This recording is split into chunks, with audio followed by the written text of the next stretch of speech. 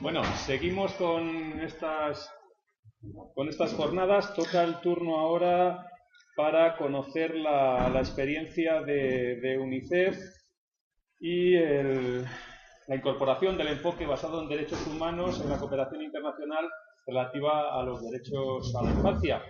Tenemos con nosotros a Rocío Gutiérrez, que es responsable de sensibilización y políticas de infancia de UNICEF, el Comité de Castilla y León. Sin más, le cedo la palabra y le agradezco que esté con nosotros. Gracias. Bueno, en primer lugar, agradecer a todos que estéis aquí y agradecer a Amnistía por habernos invitado, pues bueno, a contar un poco el trabajo que nosotros hacemos en el enfoque de derechos, centrado sobre todo en infancia. Bueno, os he puesto aquí una frasecita de la Convención de los Derechos del Niño. No la vamos a leer toda, pero como veis, subrayo 3 palabras. Una es prioridad, otra es sociedad y otra es niños, ¿no? Y esto es un poco para nosotros la base del enfoque de derechos. Cuando digo sociedad, queremos decir todos los agentes que forman parte de la sociedad, trabajando por y para que se cumplan los derechos de los niños, que además son sujetos de derecho. Bueno, como sabéis, nosotros somos la Agencia de Naciones Unidas para la Infancia. Trabajamos para promover y garantizar que se cumplan los derechos del niño y trabajamos con el enfoque de derechos y atendiendo siempre a los enfoques de equidad e inclusión. Nosotros lo resumimos diciendo que trabajamos para que todos los derechos se cumplan para todos los niños y en todas partes. Y lo que perseguimos con nuestro trabajo es conseguir resultados o cambios a largo plazo, duraderos, que tengan sostenibilidad. Nuestro instrumento de trabajo es la Convención de los Derechos del Niño, que fue aprobada, como sabéis, en 1989 en el marco de la Asamblea General de las Naciones Unidas. Es el tratado internacional más ratificado de la historia, lo han ratificado 191 países y esto es muy importante porque supone un antes y un después en la manera de enfocar el trabajo en materia de derechos de la infancia, por varias razones. Una de ellas es porque es vinculante, es de obligado cumplimiento, y esto hace que los derechos de los niños dejen de ser una cuestión de caridad o de limosna y pasen a ser una cuestión de obligación. Suponen, como digo, una obligación jurídica para aquellos titulares de deberes, un imperativo moral y suponen el hecho de que haya una convención que los recoja, hacen que se conviertan en una prioridad en materia de desarrollo. El hecho de que exista una convención específica para la infancia nos dice algo muy importante, y es que los niños bien son titulares de derecho, pero a pesar de ello no siempre pueden ejercerlos de manera individual, con lo cual necesitan una atención especial y prioritaria y una atención diferente. Por eso el hecho de que haya una convención específica que los proteja hace que cuenten con mejores herramientas. La Convención incluye todos los derechos civiles, políticos, económicos, sociales y culturales y se guía en base a 4 principios rectores que guiarán también todo el trabajo de UNICEF. Estos principios son el de no discriminación, todos los derechos para todos los niños, el interés superior del niño que ha de primar siempre en cualquier tipo de normativa, política, etc. El derecho a la participación. Los niños tienen voz y tienen derecho a ejercerla. Esto quiere decir que tampoco es una cuestión de que les demos espacio cuando a nosotros nos apetece, sino que tienen ese espacio por derecho. Y supervivencia y desarrollo, el derecho a la vida, el derecho a desarrollarse y a crecer en entornos seguros, saludables, protegidos, y el Estado fundamentalmente como garante del cumplimiento de esos derechos. La Convención nos da otra posibilidad, que es evaluar el cumplimiento de esos derechos, y esto se hace a partir del Comité de los Derechos del Niño, que es un órgano conformado por 18 expertos de diferentes países que han ratificado la Convención, pero que dentro del comité no representan a sus países. Este Comité de los Derechos del Niño evalúa el cumplimiento de la Convención en los países que la han ratificado a los 2 años de ratificarla y después en evaluaciones que se emiten cada 5 años. Los países que han ratificado la Convención tienen la obligación de emitir estos informes a al Comité de los Derechos del Niño, y además estos se contrastan con informes que el comité solicita a otros organismos como UNICEF, a otras organizaciones del tercer sector, agentes sociales, etcétera. Bueno, el enfoque de derechos al trabajo de UNICEF, pues con el trabajo de UNICEF supone que, bueno, pues hay una obligación moral, ilegal y una responsabilidad porque se cumplan los derechos del niño. Lo más importante, el niño deja de ser un objeto que recibe derechos, no es propiedad de nadie, sino que es un sujeto propio per se y tiene derechos intrínsecos a él y según nace, ¿vale? Y además tiene capacidades para exigirlos.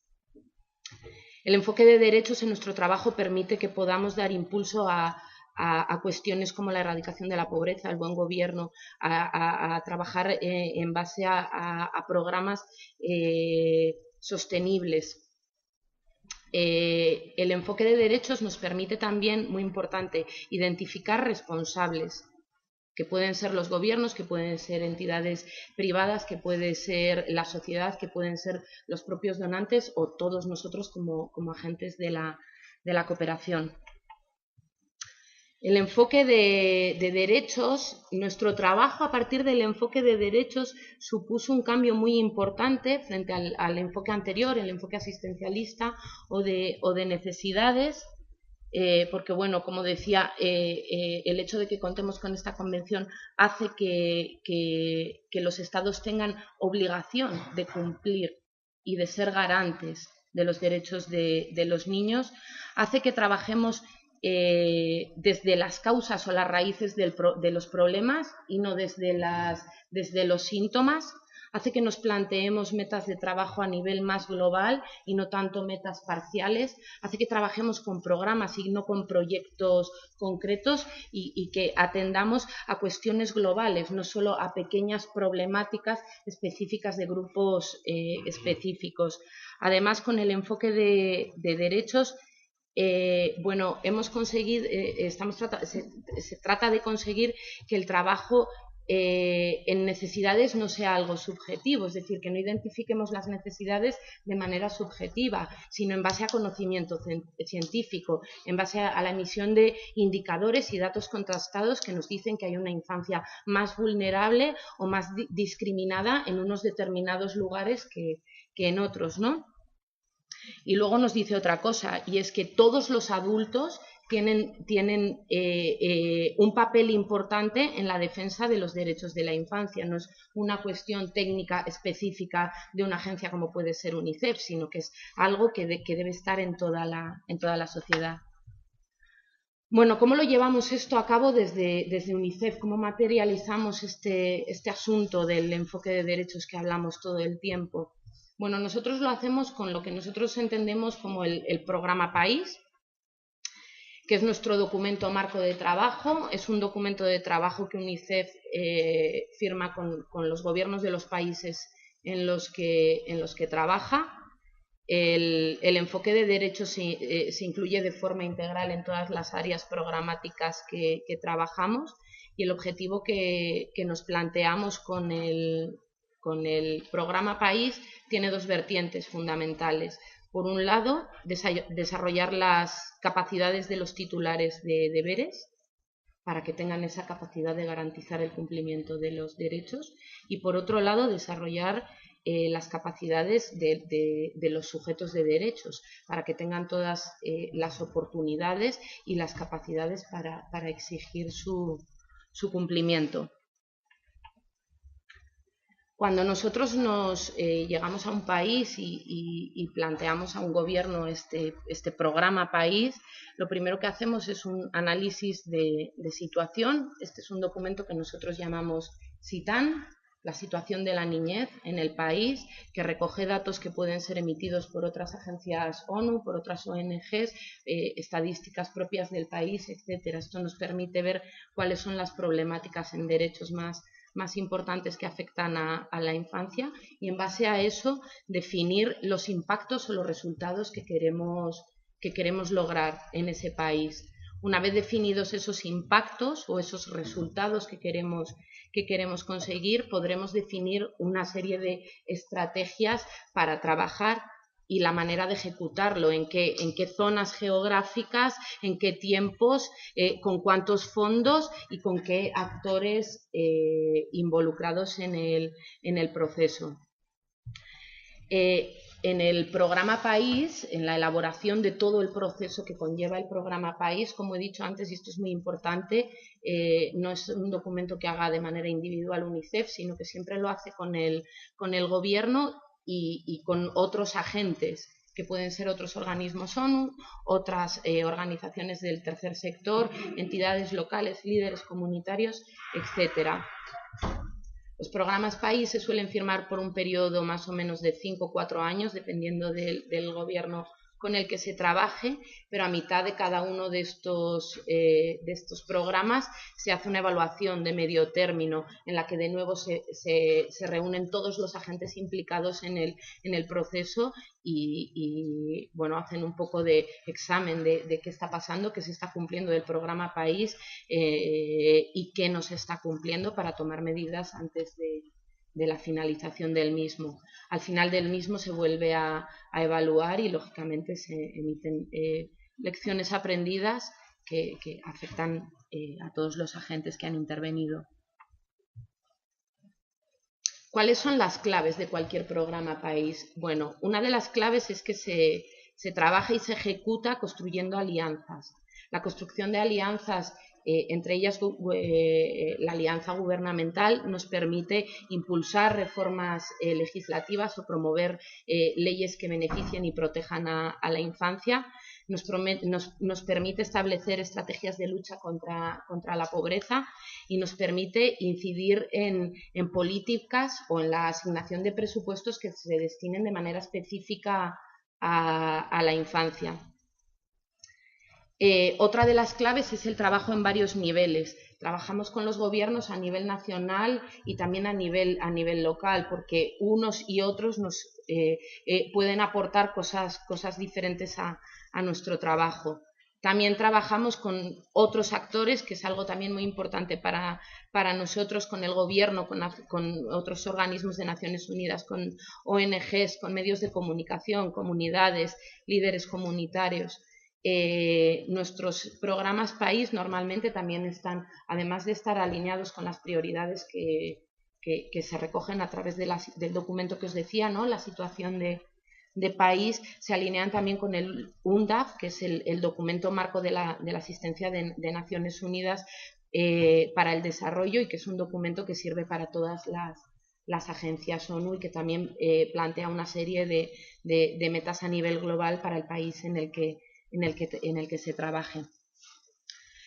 Tratamos de implicar a los titulares de derechos, que ya he citado anteriormente, gobiernos, etcétera, y a los al revés, a los titulares de derechos, que en este caso serían los niños, niñas y adolescentes, y a los titulares de deberes en los procesos de toma de decisiones.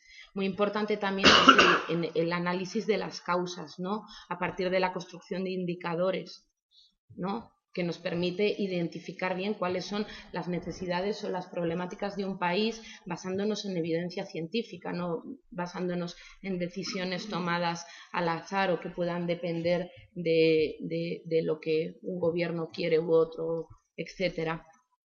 Para eso, como os decía, os he hablado del SITAN, que es el documento de situación de la niñez, pero también contamos con el Estado Mundial de la Infancia, que es un documento a nivel global que recoge datos sobre la infancia en todos los países del mundo y que aborda temáticas específicas. Este año, por ejemplo, abordaba la temática de los niños con capacidades diferentes. El trabajo en enfoque de derechos ha hecho que en nuestro trabajo haya una fuerte inversión en temas de sensibilización o concienciación y no tanto en la provisión de servicios. Por un lado, trabajamos en los países desarrollados para concienciar a la sociedad y que conozcan las necesidades que existen en otros países, y en los países empobrecidos, trabajamos fortaleciendo capacidades de los agentes responsables del cumplimiento de derechos.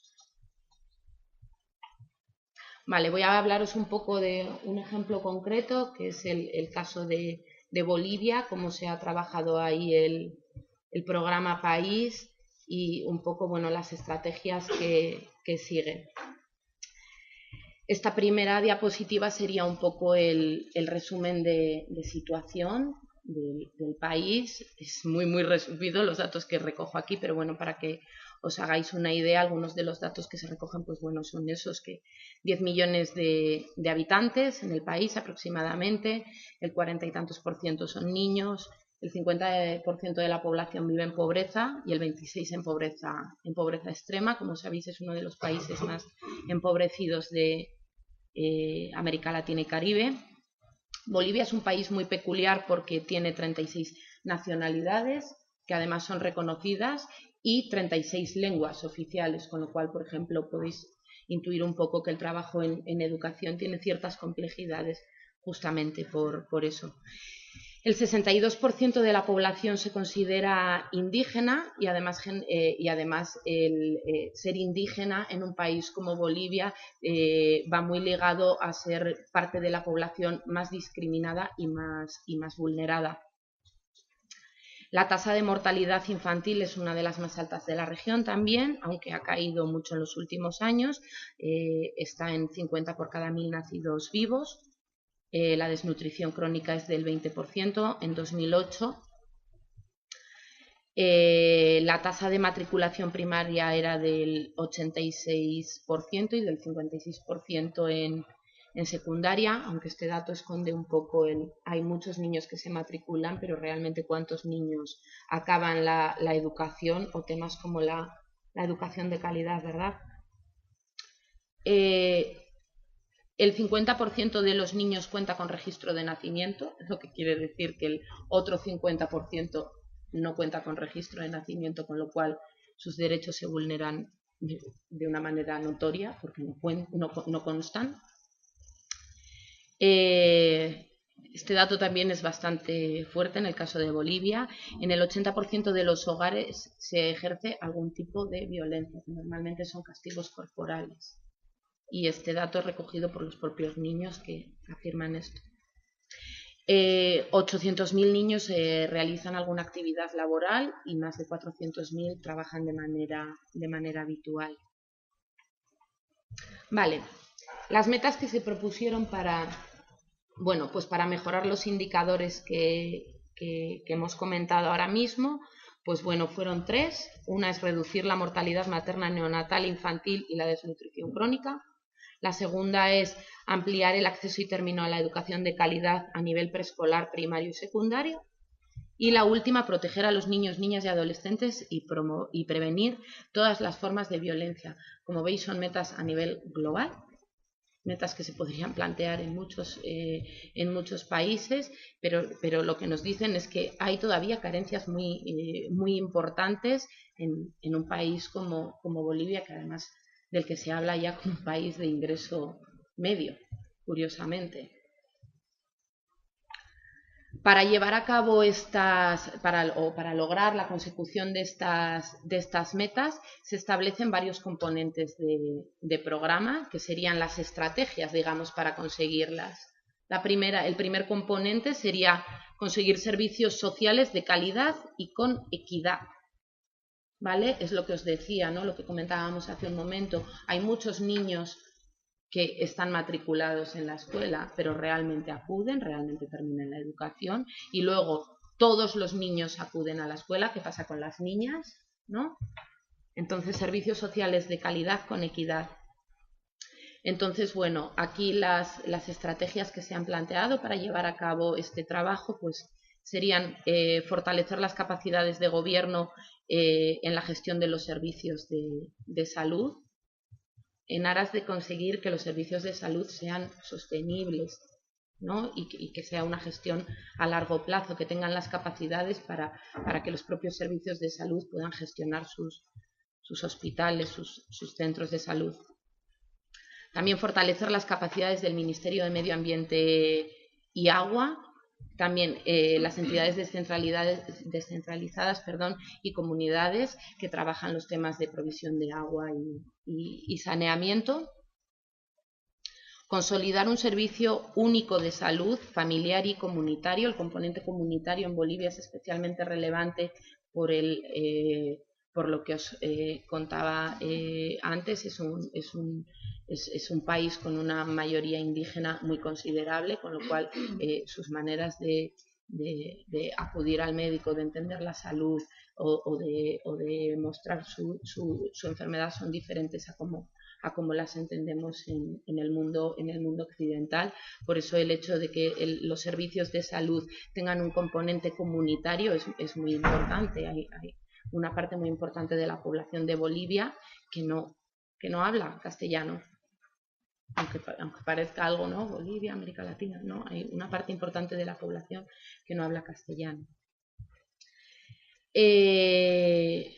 Fortalecimiento de competencias técnicas en el conocimiento de las causas de la mortalidad infantil, neonatal infantil y la atención a estas problemáticas.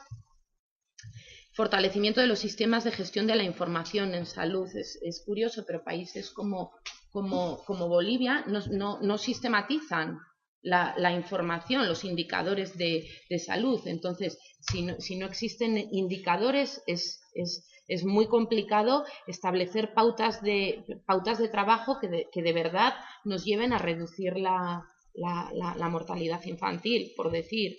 Entonces es importante apoyar, impulsar a que los gobiernos tengan estos sistemas de monitoreo, de evaluación de la información que tienen. En la parte de educación, pues bueno, sería el apoyo a la implementación de la Ley de Educación Avelino-Signani. Es una ley que se aprobó en 2009 y es una ley de educación que bastante innovadora y que además incorpora todos los componentes es una ley que incorpora el componente de interculturalidad, de bilingüismo, etcétera. Pero claro, lo que os comentaba antes, ¿no? En un país como Bolivia, donde hay 36 nacionalidades, ¿qué presupuesto necesitan para poder ejecutar una ley de estas características? Bueno, el diseño de estrategias de atención a la primera infancia y estrategias de gestión curricular integrales. Desde hace unos 20 años aproximadamente en Bolivia no existe un currículo educativo establecido para todo el país.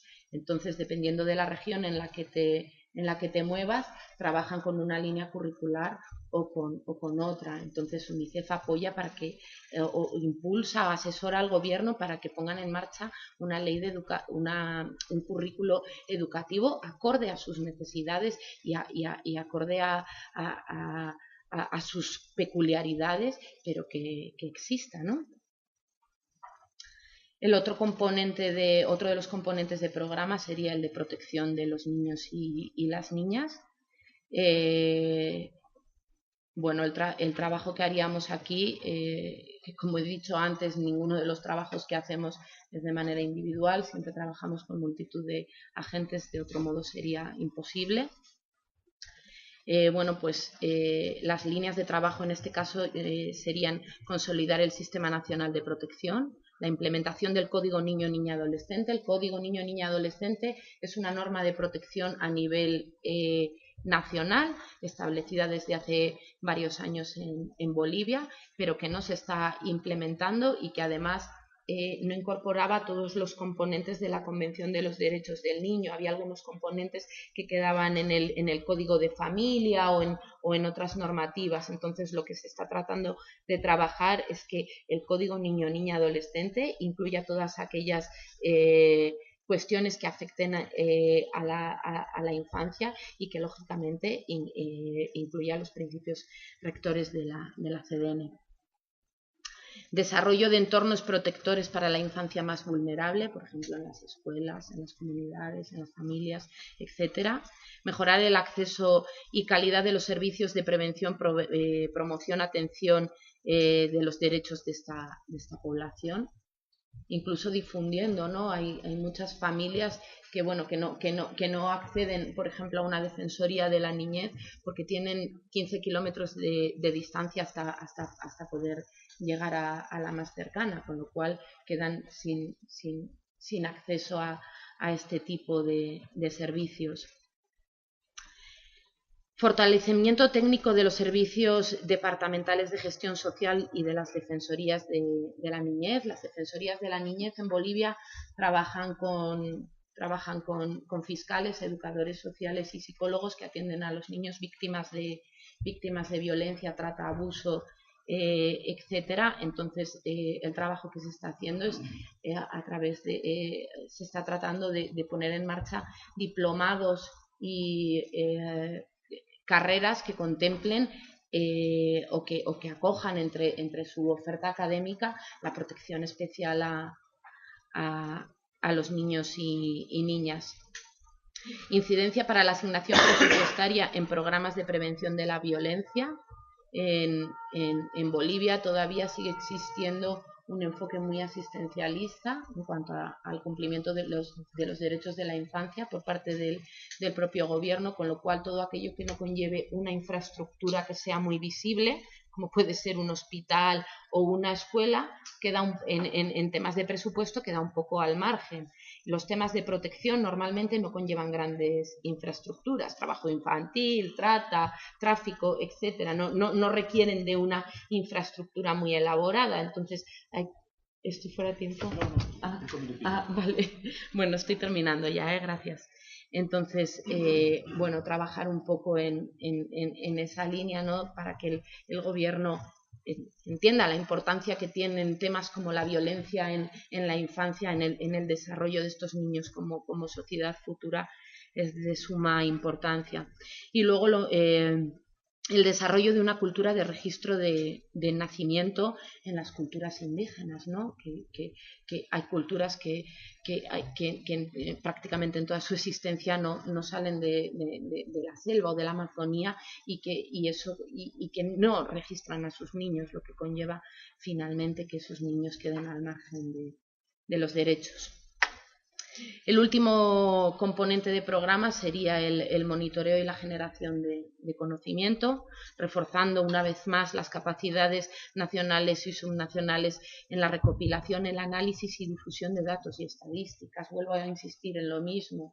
Si queremos trabajar con un enfoque de derechos, es importante contar con un conocimiento de la realidad lo más verídico posible para poder identificar a los colectivos más vulnerables, a los colectivos que sufren de discriminación, etcétera, y poder poner en marcha estrategias de trabajo con ellos. Y por otro lado, tareas de promoción de los derechos de la infancia. Vale, pues nada, esto sería. Muchas gracias por la atención. No sé si queréis decir algo, alguna pregunta, algún comentario. Supongo que esta tarde sí que falta. Muchas gracias. Gracias.